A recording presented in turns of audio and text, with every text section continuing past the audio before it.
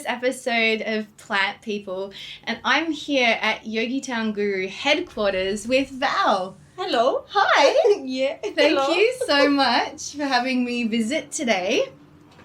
My pleasure. Thanks for coming. What a beautiful space you've created here. It's lovely. There are plants everywhere and clothes everywhere, and a printing press in the other room, which we'll get to later. Mm-hmm. Can you tell everyone what is Yogi.Town.guru and how it came into being?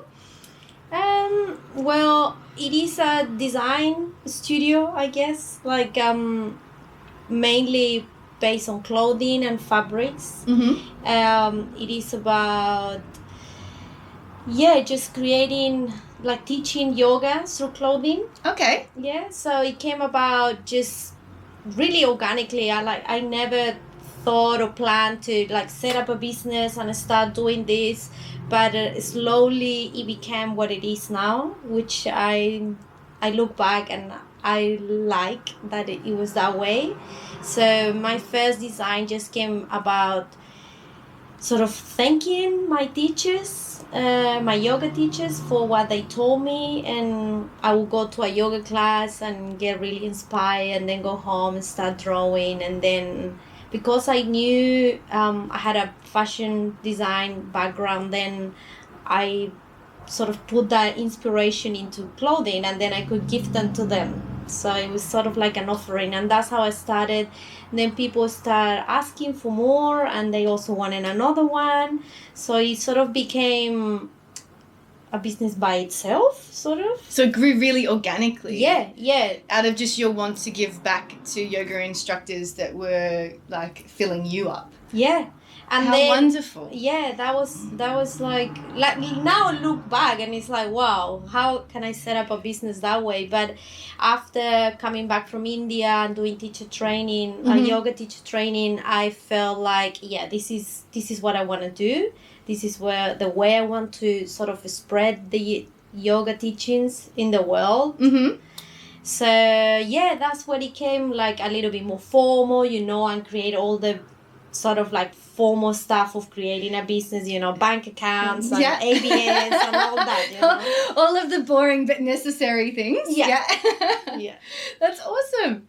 And were you always a creative child? Like when did you sew or create your first thing? Like, do you remember that?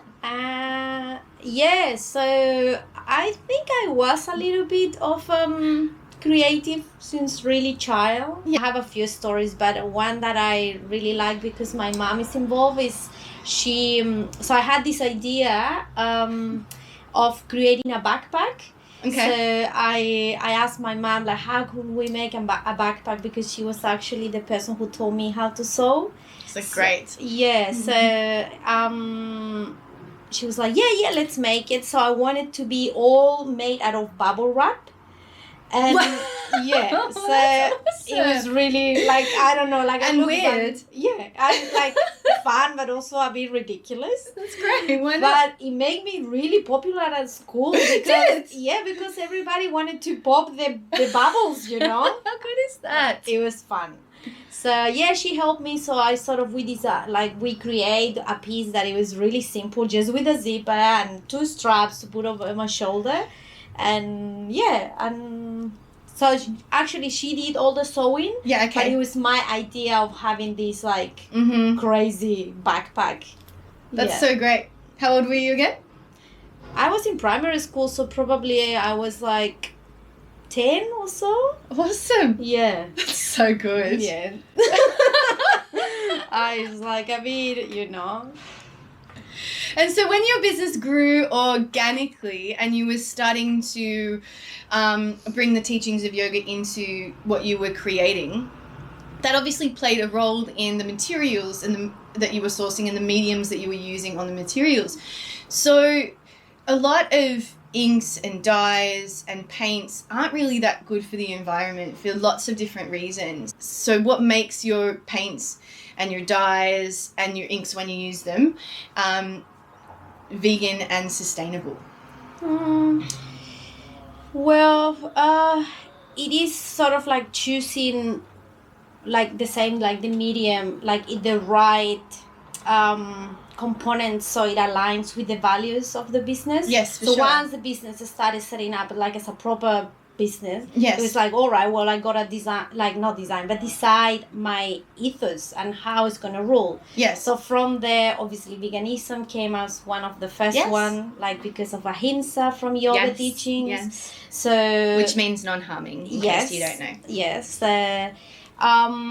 So it came about that, and then it was like, well, obviously I love nature and I love planet Earth, so I always source for garments and materials and like every little piece that it could cause the least harm. Okay. You know, so then it came about like choosing inks that they were, let's say, based on water-based and not plastic. Okay. Because obviously plastic is much harder to dissolve and much harder to get rid of. It takes much longer time. So when you're talking about waste product as well. Yeah. So the cleaning process. Yeah, so the cleaning process of like after printing, I gotta wash out the screens, and that means that you need filtering. But if you use plastic-based inks, you need a much harder filtering process. Okay. And also there's still some components that they go into the waterways. Of course. So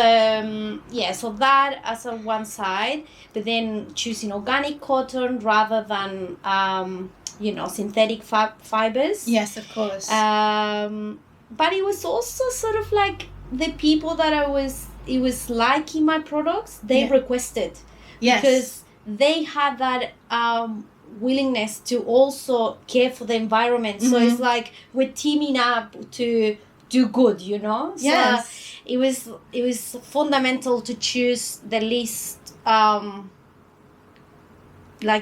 what it could cause the least harm to the planet Earth. Yeah. So lowest impact. Yeah, exactly. To leave the smallest footprint. So wonderful. And that really marries together not like the yoga message, right? Isn't it? And like the fact that we're all connected, and so the less harm we do to each other, the less harm we do to ourselves, right? Exactly. Yeah. That's great. What is your favorite print to do at the moment? Do you have a favorite product for yourself? Like one that every time you do sparks a little bit of joy? Oh yeah, I think all of them. I love that. Yeah, I think all I of love them. that. Imagine if everything you did sparked joy in you. Val, that's awesome. I couldn't call a favorite because every time I have to print, it's just like, wow, I'm so excited. And it's the process that I most enjoy doing. And I'm like, I wake up looking forward to print, you know? Yeah. So it's good. But I think lately what I have been enjoying the most is not to print like placement prints like on the t-shirts, but just yardage. So I print 6 meters of fabric, and then out of that fabric I can cut and make like this top or skirts or jumpsuits or whatever I want to. So, great. I think yardage is my favorite because it's still a challenge. Yeah. It's still matching the pattern up properly, and then you do multiple colors on yardage, right? Yeah. So that's a nice segue. What is your product range at the moment? So what do you sell? I mean, you sell online at the moment, but what do you sell? We sell garments, but in your garment range, what do you have? So it is a lot because I have like mainly tops, so like everything from hoodies to like tops, more like a blouse rather than a t-shirt, and also t-shirts and singlets and baby clothes and cute. And like child as well, like kids. I have eye pillars and I have like cushions that I made out of this fabric that I print on the table. Hats, patches, tote bags, you know. Great. Yeah, it's a big range. That's awesome. And face masks as well. Oh yeah, of course. Yeah. COVID times, call for face masks. I make little banners with like positive messages and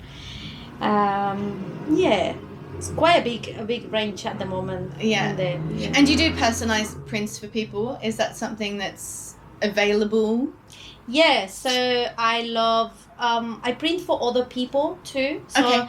I offer the service of screen printing to Okay. other businesses, and but when I print my designs and people, let's say, like purple, but they don't want a t-shirt, they want a hoodie, I can always customize it. And and I really like it, because then I know that garment is going to go into a house that somebody like likes it. Yes. And it feels special, and I sort of like, it's a different intention behind it when I know that it's going somewhere. Yeah. So yeah. Of course. What is your highest seller? Like, what is the product that people buy off you the most? I think the yogis, they always like the Lokasa Mustard, which is like on a swirl shape. It has like a handwritten 108 times, like the mala beads. And people likes that a lot. And I think it's funny, like the other day, just walking down the street and see somebody that I have no idea who it is, and like wearing it, and it's like, ooh. So it's like, I probably is the one that I have printed the most. Okay, yeah. So the next thing I actually wanted to ask you about was this new thing that you've got going, which is Yogi Town mending. Can you talk a little bit about that? Yeah, so it's about teaching and sharing with people that like sewing techniques, so then they can fix their clothes.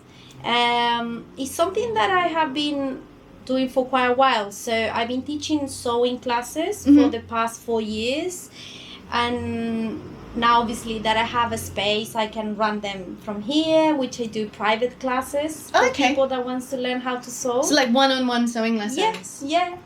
She's your gal. Val's your gal. It's really fun, and people, I love it because they get the sense of how much work it takes to make something. Yes. And I think we are pretty disconnected from how much effort and how many hours are put into, like, I don't know, like a top, and then you just can go there and buy it for $20, and then if you don't like it after the first time you wore it, then you put it in the bin. Doesn't matter. Yeah, this is the problem with fast fashion, right? And we've spoken about that before. This like just use once, throw away situation.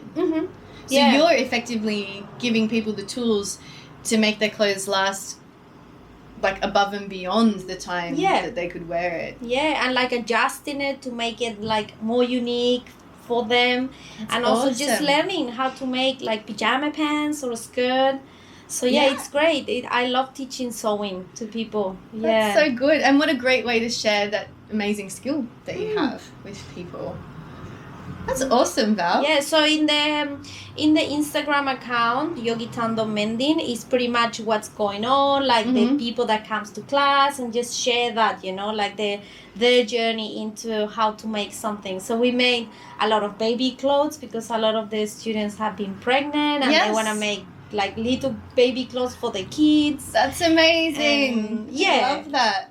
It's really cute. Yeah. That's so good. So if people want to buy your products or have a look at what you've got, where do they go? They can go to their website. Okay. So the website is Yogitown.guru. Yeah. Most of the range is in there, but it's a lot of products that I make that are one-off or like really customized.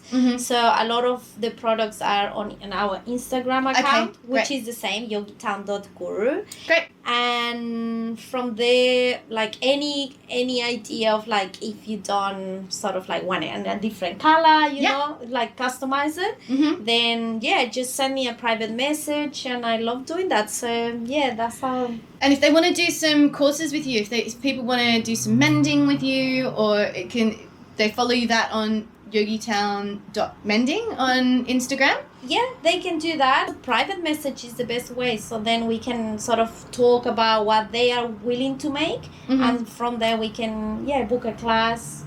Awesome. That's so great. Thank you so much. Thank you. I can see how passionate you are about sewing, and that's really good. And to spread this beautiful message that yoga brings, and also the beautiful message of veganism. So thank you. Thank you, Carmen. Thank you guys for tuning in. Our next episode, you'll see Val at work on her little screen printing press. I'm really excited for that. Check her out, follow her online, say hello, drop her a message, and we'll see you next time on Plant People. Thanks, guys. Bye. Well, that's it for this episode of Plant People. Don't forget to comment, hit like and subscribe. And follow us on Instagram at plantpeople.tv. And if you are a plant person or you know any plant people, hit us up in the comments. We'd love to hear from you. See you next time.